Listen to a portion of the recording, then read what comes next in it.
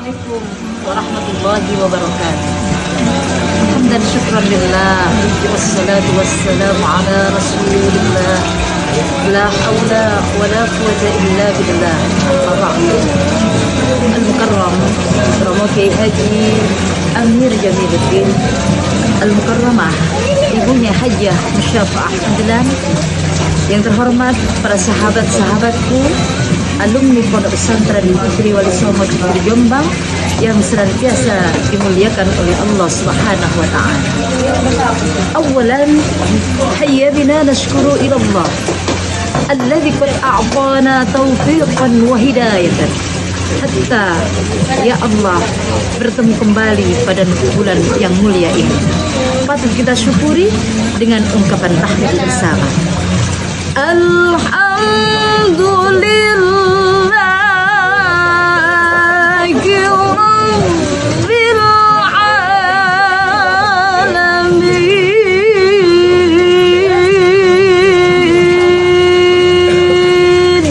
Allahumma shalli ala Muhammad.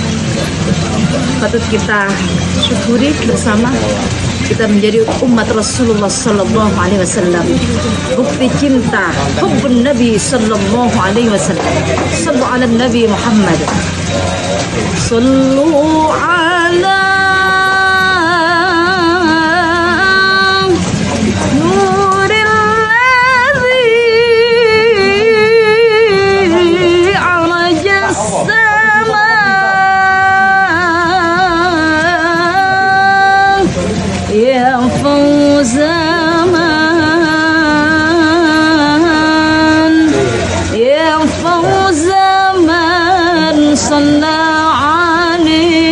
Sallallahu alaihi wasallam. Sallu ala Nabi Muhammad. Pada edisi kali ini saya akan menjabarkan tentang menjaga hati. Jagalah hati, jangan kau kotori. Jagalah hati, lentera hidup ini.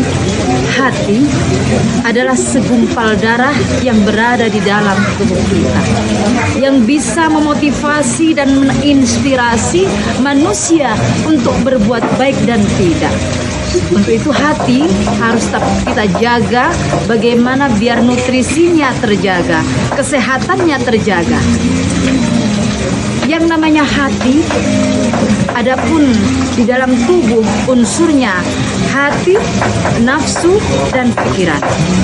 Untuk hati ini adalah segumpal darah. Ala wahyal qalbi. Ini peranannya sungguh luar biasa. Apa sih perhiasannya hati? Perhiasannya hati adalah ilmu. Ilmu adalah wawasan dari mana kita bisa melihat dan memahami sesuatu. Sumber dari apalah yang kita ketahui adalah ilmu. Di mana ilmu ini adalah bisa untuk kita merefleksasikan atau melaksanakan, mengamalkan, berilmu, beramal menuju muttaqin. Bagaimana kita menjadi umat Rasulullah, menjadi hamba Allah, hingga kita gapai gelar muttaqin, diawali dengan hati kita yang bersih, hati kita yang sehat. Tidak ada penyakit hati dalam tubuh kita. Padahal Imam Ghazali dalam kitab Ihya Ulumuddin banyak sekali penyakit-penyakit hati. Tapi yang paling dahsyat itu adalah yang namanya takabur, hasud, dan lain sebagainya. Untuk bisa supaya terjaga, bagaimana hati kita bisa tenang, ada 3 hal yang harus kita amalkan. Yaitu 1, kita bisa setiap waktu untuk berada dalam majelis-majelis ilmu. Di mana majelis ilmu itu kita bisa berkomunikasi dengan para ulama, para masyayikh, yang mana mereka adalah pencerah dari yang namanya hati kita galaukah, apalah kalau kita ketemu dengan ulama, insya Allah akan padang ya guys. Karena apa? Al ulama warasatul anbiya. Yang kedua adalah apa? Ketika kita connect dengan Allah Subhanahu wa taala dalam melantunkan ayat-ayatnya, apalagi dibacakan dengan zayyinul Quran bi aswatikum, hingga membentuk efek suasana wa idza tuliyat alaihim ayatuhu zadatuhum imana. Yang ketiga, bagaimana kita bisa menjaga hati kita? Ada koneksi langsung antara makhluk dengan Al-Khaliq Allah Subhanahu wa taala. Ketika qiyamul lail, ketika malam kita connect dengan Allah, kita curhat dengan Allah. Apalah yang kita rasakan dalam hidup? Ada keperihan, ada kepedihan, ada kebahagiaan. Apalah itu kita bisa haturkan, kita bisa bagaimana menyampaikan unek-unek kita dengan Al-Khaliq Allah Subhanahu wa taala. Contoh konkret, jika kita mempunyai hati yang sehat dan bersih, ketika mendengarkan nasihat akan selalu langsung seret, connect, jegrek, ya Allah, dan aplikasi dan mengamalkan wa ya'muruna 'anil ma'ruf wa yanhauna 'anil munkar. Karena tujuan kita hidup adalah untuk menggapai ridha Allah Subhanahu wa taala, menggapai gelar muttaqin.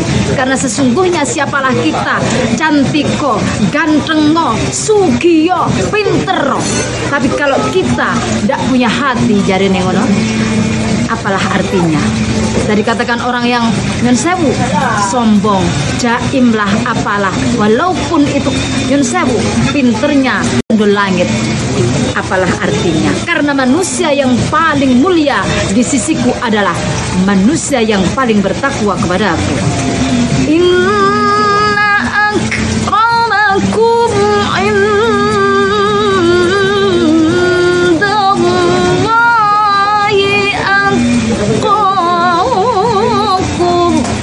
sesungguhnya manusia yang paling mulia di sisiku adalah manusia yang paling bertakwa kepadaku. Ketika bertakwa, otomatis akan mempunyai efek dampak positif menjadi alladzina yunfikuna fis sarra wad dharra wal kadziminal ghaidh wal 'afina 'anil nas. Coba kita lihat orang-orang yang hatinya terjaga, menjadi orang-orang yang muttaqin, akan suka memberikan yang namanya kebahagiaan, menebarkan kebaikan di mana-mana. Dia kaya raya, tapi tidak mau berbagi, tidak mau bersedekah. Akhirnya hatinya akan galau-galau dan galau. Coba kalau kita menjadi orang yang diberikan ya alladzina yunfikuna fis sarra'i wad dharra, suka berbagi. Hai, ayo kita makan bersama, mentraktir koncone gitu ya. Baik di masa lapang maupun sempit, senang membahagiakan orang. Itu adalah tenang hati kita, senang membahagiakan, idkhalus surur kepada sesama. Bahkan orang yang dermawan ini dirindukan surga. Apalagi di bulan suci Ramadan, akan yang namanya it'amul ji'an di mana-mana. Di jalan-jalan ada yang namanya orang memberikan yang namanya takjil berbuka puasa. Mudah-mudahan kita termasuk orang-orang yang alladzina yunfikuna fis sarra'i wad dharra. Yang kedua, ciri khas orang muttaqin adalah apa? Wal kadziminal ghaidh, tidak gampang marah-marah, tidak gampang emosi, dan bisa memanajemen hati kita untuk menahan. Dan yang terakhir adalah tak kalah hebatnya wal 'afina 'anil nas, memaafkan kepada orang-orang yang senantiasa mencaci maki kita, menghina kita, menfitnah kita. Ini mungkin agak berat ya tingkatannya, tetapi mudah-mudahan kita belajar bersama pada porsi kita masing-masing bagaimana kita bisa menjadi orang-orang yang bisa menjaga hati kita untuk menuju gelar muttaqin. Wallahu yuhibbul muhsinin, dan Allah mencintai, menyukai orang-orang yang berbuat baik. Itu saja, kurang lebihnya mohon maaf yang sebesar-besarnya. Kurang lebihnya dari awal bila ada kesalahan dan kekhilafan datangnya dari saya. Tapi bila ada benarnya hanyalah Allah yang Maha Kuasa. Itu saja. Wal afwa minkum ihdinas siratal mustaqim. Wassalamualaikum warahmatullahi wabarakatuh.